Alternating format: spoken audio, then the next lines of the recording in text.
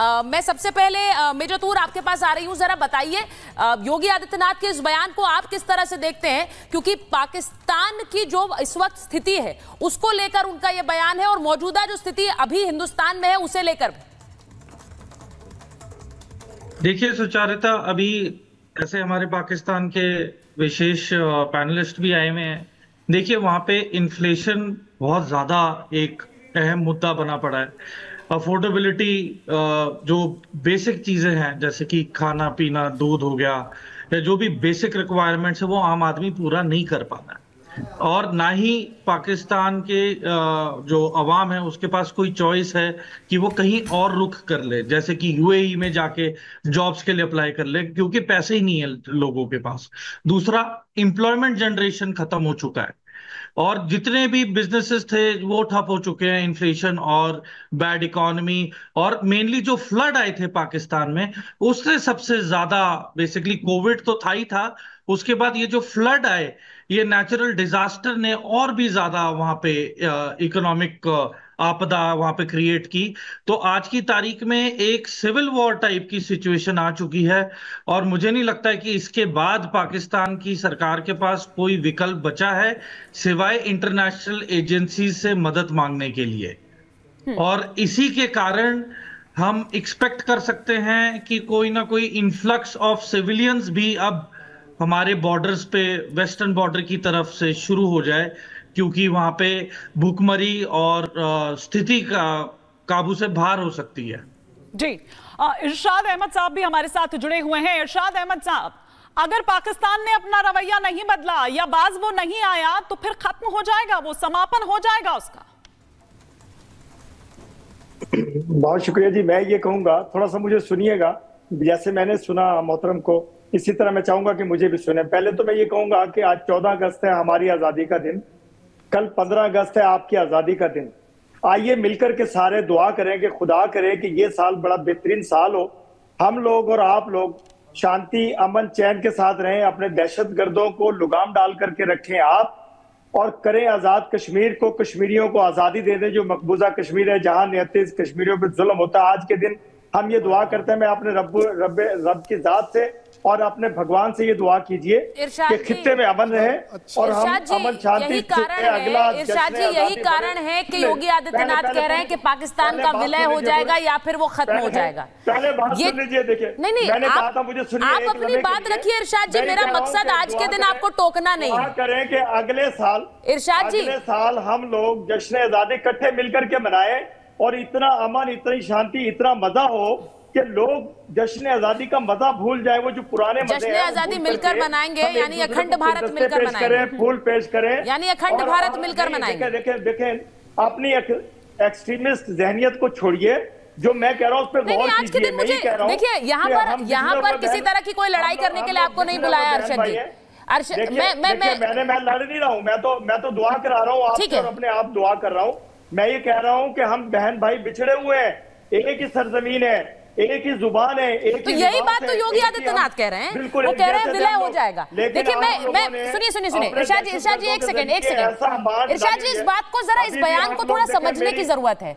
क्यों कह रहे हैं वो कि ये विलय होगा? क्यों कह रहे हैं कि पाकिस्तान समाप्त होगा?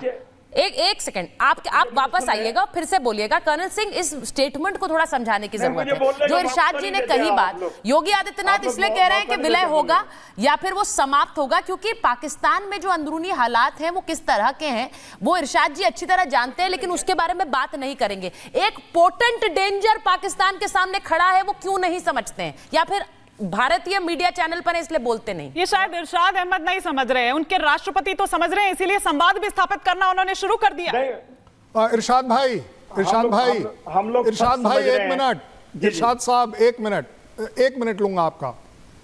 आदाब अर्ज है और आपको आपकी आजादी मुबारक हो। अगर आप यहां से शुरू करते तो मुझे बड़ा अच्छा लगता। आपने सारा का सारा, आपने जनाब सारा का सारा वो बोलते हैं ना, मकसद ही आपने चूल्हे में डाल दिया। 14 और 15 को किस बात की पॉलिटिक्स? 14 और 15 को सिर्फ एक बात की पॉलिटिक्स हो रही है। और वो देखिए, योगी आदित्यनाथ ने कितने सरलता के साथ कहा है कि हम दोनों भाई हैं, एक होने चाहिए। तो आपको तो फायदा होता है, हमारा घाटा होगा वो एक अलग बात है, हम घाटा लेने को तैयार हैं। जनाब सुन लीजिए, आपकी इकॉनमी लेकर मैं करूंगा क्या, लेकिन मेरी इकॉनमी लेकर आप काफी कुछ कर पाएंगे।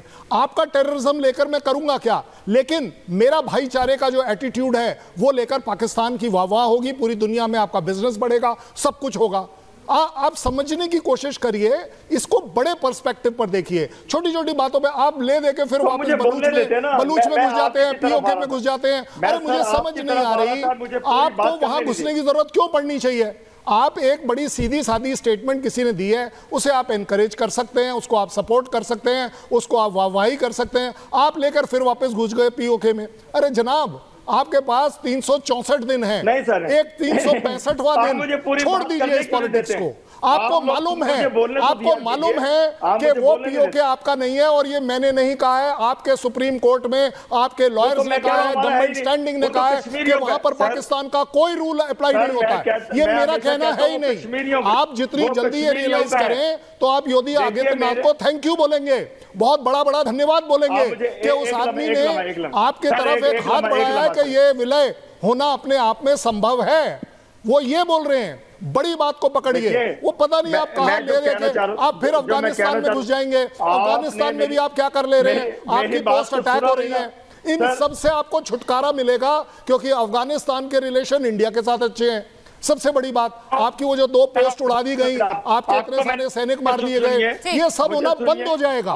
मैं ये समझा रहा हूँ आपको। योगी जी का धन्यवाद कीजिए कि कोई तो है दोस्त आपका जो आपकी गरीबी को, आपकी भुखमरी को, आपकी महंगाई को, आपके टेररिज्म को कहीं तो रुकाव देगा। ध्रुव पाठक जी भी हमारे साथ। देखिए मैं ये कह रहा हूँ, नहीं इरशाद जी आप अपनी बात रखिएगा।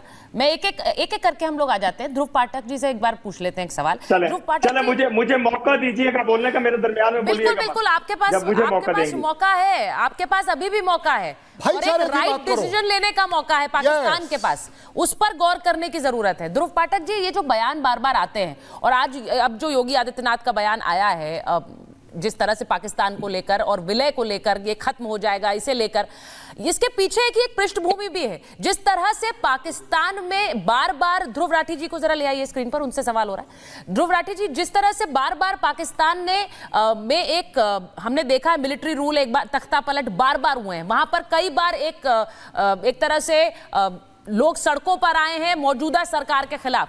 ये पहली बार नहीं हो रहा है पाकिस्तान में, जो अभी हम प्रोटेस्ट भी देख रहे हैं, चाहे वो बलूचिस्तान में हो या फिर मेन पाकिस्तान में भी हो। क्यों ऐसा हो रहा है? योगी आदित्यनाथ के इस बयान को आप किस तरह से देखते हैं? जी धन्यवाद। पाकिस्तान की जो हालत है उसके लिए वो खुद जिम्मेदार है। वहां पे स्टेबल गवर्नमेंट कभी नहीं है, आर्मी का इंटरफेरेंस ज्यादा रहा है। और ये इरशाद जी जो कश्मीर पे ज्ञान दे रहे थे, उसको सबसे पहले बताना चाहिए, आप कश्मीर तो छोड़ दो, पीओके तो हमारा ही है। आप लाहौर पे बात करो, आपकी अवाम में वही आपके साथ नहीं है, वहां पूरा भूखमरी है। पाकिस्तान पूरा फाइनेंशियली एकदम वीक हो गया है, वो वर्ल्ड बैंक के पास दर दर भटक रहा है। मोदी जी जब से प्राइम मिनिस्टर बने तब से उसने सऊदी से लेके अमेरिका से लेके जो भी फाइनेंशियल उसको नीड पूरी हो रही थी, वो सब उसको रोक दिया है। तो पाकिस्तान को सबसे पहले उसने फाइनेंशियल वीक किया है, वो अपने आप में वो टूट गया है। तो ये बांग्लादेश में जो इससे पाकिस्तान को सबक लेना चाहिए, और बहुत ही जल्द पाकिस्तान का कितना हिस्सा इंडिया में आएगा वो उसको उस बारे में सोचना चाहिए। कश्मीर तो पूरा हमारा ही है, उस पर आप बात ही मत करो, वो मुद्दा हम देख रहे हैं अच्छे से, वो आप हटा दो। आप लाहौर पे फोकस करो कि कभी लाहौर पे भी तिरंगा आ सकता है। लाहौर में भी तिरंगा आ सकता है, ध्रुव राठी जी, ध्रुव पाठक जी कह रहे हैं। जो कुछ आप बांग्लादेश में चाह रहे थे, बांग्लादेश से जो नुकसान आप लोगों को पहुंचा, जो आपके राह के एजेंट वहां पकड़े गए बांग्लादेश फोर्स की यूनिफॉर्म में, तो उसी पे शर्म कीजिए। और शर्म इस बात पे कीजिए कि आपको कितना नुकसान हुआ बांग्लादेश की हुकूमत तब्दील होने से। आपकी आप बयान बड़े बदलते हैं। शुरुआत में आपने कहा कि आज विभाजन, आज इंडिपेंडेंस डे की बात करेंगे भारत और पाकिस्तान की, टोन आप दूसरी लेने लगते हैं। फिर आप मजबूर करते हैं कि मैं अपने बाकी पैनलिस्ट को भी कहूं कि वो आपके साथ उसी टोन में और उसी लहजे में बात करें। तिरंगे की बात करेंगे, जब लाहौर में तिरंगे की बात करेंगे तो मैं क्यों नहीं बोलूंगा। आपके देखिए कि आपकी नानी अम्मा हसीना शेख भाग करके हिंदुस्तान आ गई, नानी को संभालिए। बहुत ही खराब भाषा, बहुत ही खराब भाषा है जनाब। ये पाकिस्तान टीवी नहीं है,